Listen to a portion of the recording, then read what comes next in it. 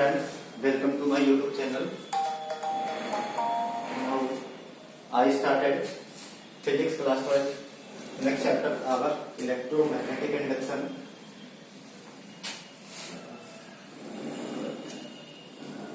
तो देखिए हमारा अगला चैप्टर है ना इलेक्ट्रोमैग्नेटिक इंडक्शन, विद्युत चुंबकीय प्रेरण, स्पेशली फॉर 12th वालों के लिए, फॉर 12th एंड इनके बाद जितने भी कॉम्पिटिटिव एग्जाम होंगे सबके लिए ये थियरी कारगर है। बहुत इंपॉर्टेंट टॉपिक है इलेक्ट्रोमैग्नेटिक इंडक्शन। तो देखिए इलेक्ट्रोमैग्नेटिक इंडक्शन को समझने के लिए ना सबसे पहले हमें समझना होगा कि मैग्नेटिक फ्लक्स क्या होता है, मतलब चुंबकीय फ्लक्स क्या होता है। तो चुंबकीय फ्लक्स है, देखिए ये पूरा का पूरा चैप्टर जो हमने पढ़ा है गास थ्योरम, इलेक्ट्रिक फ्लक्स, उसी का जस्ट मतलब कहते हैं पूरक है, जैसे उसी का जस्ट सिमिलर है। तो हम हालांकि बता रहे हैं इसमें मैग्नेटिक फ्लक्स को, चुंबकीय फ्लक्स को। तो देखिए चुंबकीय फ्लक्स क्या होता है, किसी चुंबकीय क्षेत्र में स्थित, देखिए डेफिनेशन में लिखा नहीं है बट बोल दे रहे हैं, किसी चुंबकीय क्षेत्र में स्थित किसी पृष्ठ से संबद्ध चुंबकीय फ्लक्स है, किसी चुंबकीय क्षेत्र में स्थित किसी पृष्ठ से संबद्ध चुंबकीय फ्लक्स है, उसके पृष्ठ क्षेत्रफल वेक्टर ds तथा उसके चुंबकीय क्षेत्र वेक्टर b के अदिश गुणन या डॉट गुणन के बराबर होती है। या तो हम इसको और भी लैंग्वेज में कह सकते हैं कि किसी चुंबकीय क्षेत्र में स्थित किसी पृष्ठ से संबद्ध चुंबकीय फ्लक्स का तात्पर्य उन चुंबकीय बल रेखाओं की संख्या से है जो इस पृष्ठ में को होकर भेजती हैं। लेकिन इनका जो मैथमेटिकल फॉर्म होगा वो यही होगा कि चुंबकीय फ्लक्स वेक्टर बी और क्षेत्रफल सदिश वेक्टर ds के डॉट गुणन या अदिश गुणन को हम चुंबकीय फ्लक्स भी कहते हैं, चुंबकीय फ्लक्स कहते हैं। दैट मींस मान लेंगे ये एक हमारा सरफेस है, ये कोई सरफेस है, पृष्ठ है, इनका क्षेत्रफल मान लेते हैं s है, पृष्ठ इनका सरफेस एरिया s है, और हमें मान लेंगे कि ये एक समान चुंबकीय क्षेत्र वेक्टर बी में स्थित है। अब देखिए तो यहाँ हमें इस पृष्ठ से संबद्ध चुंबकीय फ्लक्स की गणना करनी है। तो मान लेंगे इस पृष्ठ पर कोई बिंदु यहाँ पर अति सूक्ष्म क्षेत्रफल ds है, ये मान लेंगे ds है, और इस ds का एकांक क्षेत्रफल सदिश इस पृष्ठ के तल के अभिलंबवत जाने वाली रेखा होगी जिसे हम n कैप के द्वारा प्रदर्शित किए हैं। अब देखिए चुंबकीय क्षेत्र वेक्टर बी जो वर्टिकल लाइन ड्रा किया गया है ऊपर की तरफ, चुंबकीय क्षेत्र वेक्टर बी और क्षेत्रफल सदिश n कैप, इनके और इनके बीच का एंगल जो बना है ये मान लिया गया अति सूक्ष्म कोण d थीटा है। तो हमें पूरे सरफेस से संबद्ध चुंबकीय फ्लक्स की गणना करने के लिए दोनों पक्षों का समाकलन कर देंगे। दैट मींस हमारा रिजल्ट आएगा phi equal to bs cos of theta, s for surface area, हम इसको a भी लिख सकते हैं। That means phi equal to ba cos of theta. तो ये हमारा चुंबकीय फ्लक्स का ये फॉर्मूला हो गया, phi equal to ba cos theta. हमने वैद्युत फ्लक्स पढ़ाया था इसके पहले वैद्युत वाले चैप्टर में, वहां हमारा वैद्युत flux phi equal to ea cos of theta. देखिए दोनों सिमिलर है, बस वहां पर वैद्युत फ्लक्स का नाम आया था, यहाँ पर उसी जगह पर चुंबकीय फ्लक्स का। अब यहाँ पर हम केस लगा सकते हैं, देयर आर सिमिलर केसेस। मान लीजिए पहला केस है ये थीटा बराबर 0 1। हाँ सवाल ये थीटा कहाँ कौन है, थीटा किसके बीच का एंगल है। तो देखिए इस पृष्ठ क्षेत्रफल s मान लिया है, तो उस पृष्ठ क्षेत्रफल का एकांक सदिश n कैप और चुंबकीय क्षेत्र वेक्टर b के बीच बना कोण थीटा होता है। तो पहला केस है केस 1, अगर थीटा बराबर 0 1, जब थीटा 0 होगा तो फाई का मान मैक्स आएगा, phi equal to ba cos of 0 का 0 की वैल्यू 1 होती है। दैट मींस फाई मैक्सिमम आएगा, फाई इक्वल टू b। अगला केस सेकंड, यदि थीटा बराबर 90 कर देंगे तो हम जानते हैं cos 90 की वैल्यू 0 होती है, तो फाई बराबर आएगा 0। अब देखो ये हो गया, 2-3 केस हो गए। अब इसमें हम इसी एंगल को बदल करके हम इसको केस को और बढ़ा सकते हैं।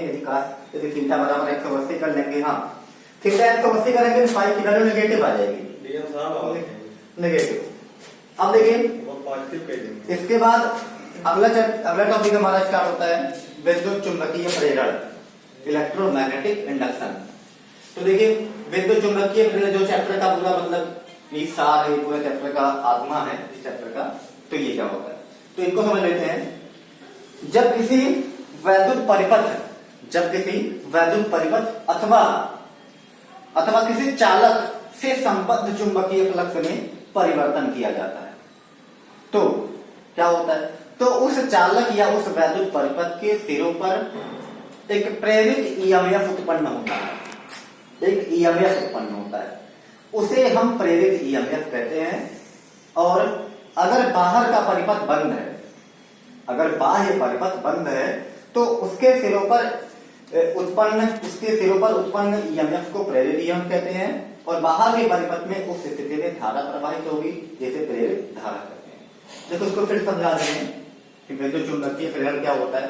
जब किसी परिपथ, वैद्युत परिपथ अथवा किसी चालक से संबद्ध चुंबकीय फ्लक्स में परिवर्तन किया जाता है, तो उसके सिरों पर एक ईएमएफ उत्पन्न होता है, जिसे हम प्रेरित ईएमएफ कहते हैं।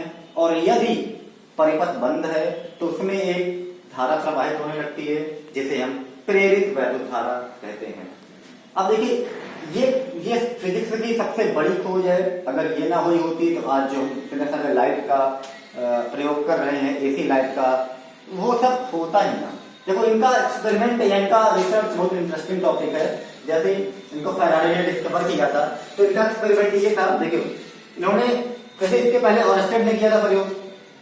ऑरस्टेड के प्रयोग में यही था कि धारावाही लूप एक अस्थायी चुंबकीय क्षेत्र है, सॉरी ऑरस्टेड का नहीं, मिनट, तो ऑरस्टेड के प्रयोग में ये था कि जब किसी चालक तार में धारा आई प्रवाहित करते हैं, तो उनके बगल चुंबकीय क्षेत्र उत्पन्न होता है, और उनके बगल में मान लो वेक्टर बी या चुंबकीय क्षेत्र उत्पन्न होता है। इसको उन्होंने चुंबकीय सुई रख करके विक्षेप के द्वारा सिद्ध किया था कि जब किसी चालक तार में धारा आई प्रवाहित करो और बगल में चुंबकीय सुई रख दीजिए, चुंबकीय सुई NIS, तो ये चुंबकीय सुई क्या होती, चुंबकित हो जाती थी, विक्षेपित हो जाती थी, जिससे यह सिद्ध हो गया था कि ऐसा है, अगर किसी चालक तार में धारा प्रवाहित करते हैं तो उसके चारों ओर चुंबकीय क्षेत्र उत्पन्न हो जाता है।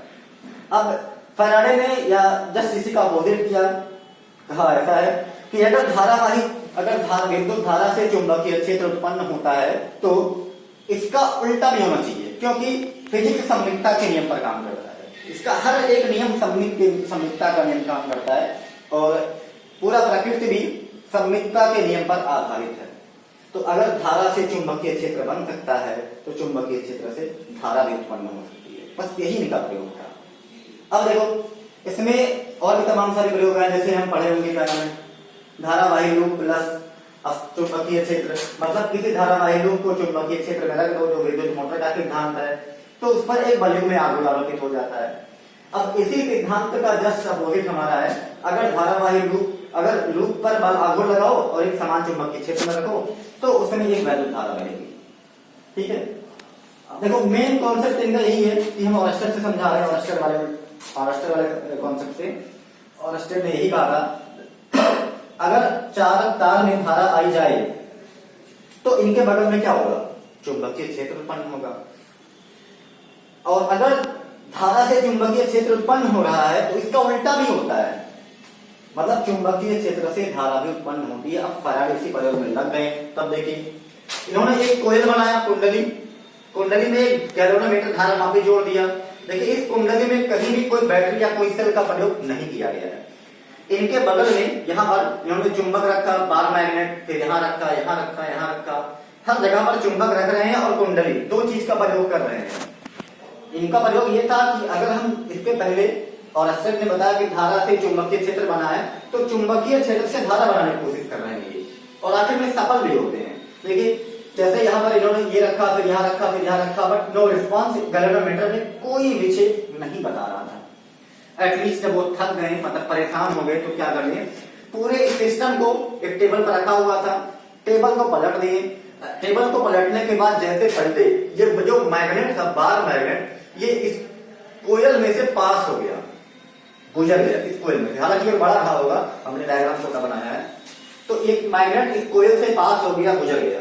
अब देखिए जब ये इससे गुजरता है तो इनकी नजर पड़ गई क्या, गैल्वेनोमीटर पर, धारा मापी पर। तो देखा कि धारा मापी में विक्षेप आ गया। तो यहाँ से इनकी खोज कंप्लीट हो गई। उन्होंने कहा इसी प्रयोग को फिर किया, चुंबक को इसी में से गुजारा, लेफ्ट से राइट से कई बार गुजारा, तो हर घटना पर देखा कि गैल्वेनोमीटर में विक्षेप आ रहा है, दैट मींस इस परिपथ में धारा आ रही है। तो यही इनका पूरा प्रयोग है। अब देखिए, तो इन पर इन्होंने नियम बनाया कि ऐसा है, ये कुंडली है, जब किसी कुंडली या वैद्युत परिपथ से संबद्ध चुंबकीय फ्लक्स में परिवर्तन होता है।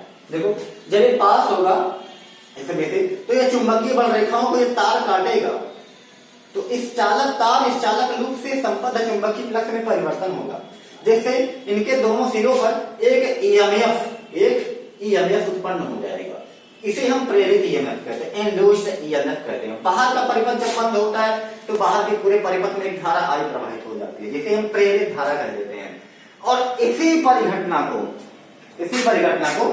क्या कहते हैं? हेडिंग कहते हैं, विद्युत चुंबकीय प्रेरण कहते हैं। तो ये हो गया विद्युत चुंबकीय प्रेरण। आगे देखते हैं, अब इसमें और सारी घटनाएं बहुत नई चीज आ जाएंगे, जैसे अगर हम इनको इनके पास मिलाते हैं, अगर हम चुंबक को इस कुंडली के पास मिलाते हैं तब क्या होता है? तो जब पास मिलाते हैं तो यहाँ पर मतलब ईएमएफ बनेगा, धारा बनेगी। अगर ये रेस्ट में रख दे, रेस्ट मतलब विराम अवस्था में, तो इसमें कोई धारा नहीं बनेगी। ठीक है, अब कहने का मतलब इनका कॉन्सेप्ट इस चीज पर आधारित हो गया कि जब किसी कुंडली से संबद्ध चुंबकीय फ्लक्स में परिवर्तन कराओ, तब देखो इसमें हम दो प्रयोग और करते हैं। ये एक लेते हैं धारावाही लूप। हम जानते हैं current carrying loop behaves as a bar magnet here are produce a magnetic field around it. ये धारावाही लूप है, इनके चारों ओर चुंबकीय क्षेत्र बनता है। ये औरस्टेड नहीं, औरस्टेड चाचा ही बता के चले गए थे। आगे देखिए, तो क्या होगा जब इसमें ये लूप है, लूप में हम रिहोस्टेट के द्वारा धारा परिवर्तन कर रहे हैं। अगर धारा परिवर्तन कर रहे हैं तो यहाँ से जो चुंबकीय फ्लक्स होगा वही परिवर्तन होगा। आगे देखिए, तो क्या होगा, इसमें धारा को बढ़ा रहे हैं, धारा को बढ़ाने पर यहाँ से चुंबकीय फ्लक्स बढ़ेगा, दैट मींस फ्लक्स इंक्रीजिंग। अगर फ्लक्स इंक्रीजिंग होगा तो इनके बगल में एक सेकेंडरी कॉइल लग गया है, जिसमें कोई बैटरी कोई सेल नहीं जोड़ा गया है, खाली जोड़ा गया है गैल्वेनोमीटर को जोड़ा गया है। तो इस कॉइल से संबद्ध चुंबकीय फ्लक्स में परिवर्तन होगा। कहने का मतलब है यहाँ से चुंबकीय बल रेखाएं जो बनेगी वो इसमें से तो गुजरेंगी, और इसमें से वो गुजरेंगी तो काटेंगी, तो इसमें एक ईएमएफ बनेगा जिसे हम इंड्यूस्ड ईएमएफ कहेंगे। और बाहर का परिपथ बंद है तो इसमें धारा प्रवाहित हो जाएगी, जिसे हम इनवर्स करंट कहेंगे। बट यहाँ पर एक कॉन्सेप्ट ये है, अगर फ्लक्स इंक्रीजिंग है तो करंट इनवर्स बनता है, और अगर फ्लक्स डिक्रीजिंग है तो करंट डायरेक्ट बनता है। तो flux increasing inverse current, flux decreasing direct current. तो फ्लक्स इंक्रीजिंग हम कर सकते हैं धारा के मान को बढ़ा करके, फ्लक्स डिक्रीज कर सकते हैं धारा के मान को घटा करके। तो यहाँ पर इस तरह से दो धाराएं बनेंगी, decreasing current, sorry inverse current and direct current. तो यहाँ पर देखिए, यहाँ पर हमने फ्लक्स को डिक्रीज कर दिया है। जैसे यहाँ पर 3 फ्लक्स है, यहाँ पर हम 2 ही फ्लक्स बनाएंगे, ठीक है। और अगर यहाँ से फ्लक्स डिक्रीज कर रही थी, इस वाले लूप में सेकेंडरी कोयल में जो धारा बनेगी वो कौन सी धारा बनेगी? डायरेक्ट करंट, दिष्ट धारा। तो ये हो गया हमारा विद्युत चुंबकीय प्रेरण की पूरी स्टोरी। तो ये मतलब देखिए, अगर इस तरह से समझेंगे बहुत ही आसान लैंग्वेज में है, ये क्लियर हो जाएगा। फिर हम इनको एक बार क्लियर कर रहे हैं। What is electromagnetic induction? विद्युत चुंबकीय प्रेरण क्या होता है? देखिए, जब किसी चालक अथवा लूप अथवा विद्युत परिपथ से संबद्ध चुंबकीय फ्लक्स में परिवर्तन होता है तो उसके सिरों पर एक ईएमएफ उत्पन्न होता है, जिसे प्रेरित ईएमएफ कहते हैं। और यदि परिपथ बंद है तो उसमें एक धारा प्रवाहित होती है, जिसे हम प्रेरित धारा कहते हैं। इसी परिघटना को ही विद्युत चुंबकीय प्रेरण कहते हैं। अब दोस्तों, अगला टॉपिक अगला वीडियो में, तब तक के लिए जय हिंद।